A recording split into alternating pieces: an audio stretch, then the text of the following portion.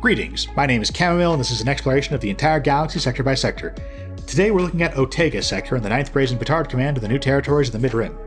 Ottega Sector is home to planet Orako, a minor world ruled by King Arturo during the Galactic Civil War.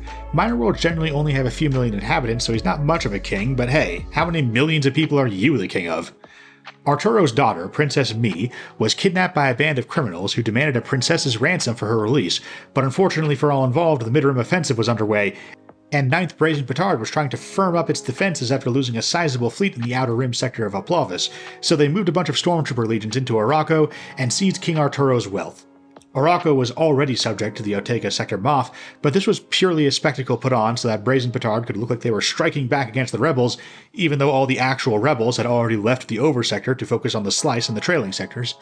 That still left King Arturo with no money with which to pay off Gridlock and his band of kidnappers, so the story goes he got in touch with his old friend Reyes, an underworld information broker, and Reyes sent a bounty hunter named Dust to retrieve the princess.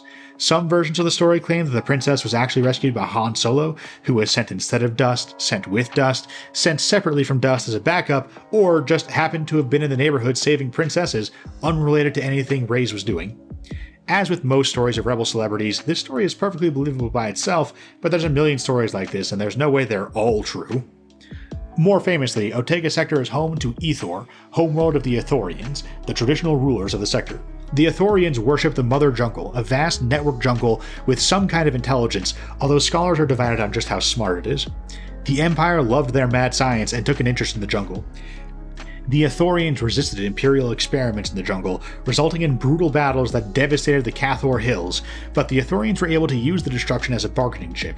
Imperial Captain Alima needed to come back to the core with scientific samples and experimental results, not subjugated Ithorians. Ultimately, the Ithorians agreed to help them investigate the network nature of the jungle, conducting as much of the experiments and sample retrievals as possible themselves in order to limit the harm done. This kind of thing usually ends with the Empire altering the deal, but Captain Alima was not interested in rocking this boat, having estimated that he had risen as far up the Imperial hierarchy as it was safe to do so. At one point, he was under consideration for promotion to Death Squadron, and he intentionally started fucking up a little, just to get himself passed over and stay far away from Darth Vader. The whole Ithorian operation flew under the radar for the Galactic Civil War, and Ethor joined the New Republic after Jakku with their Mother Jungle mostly intact.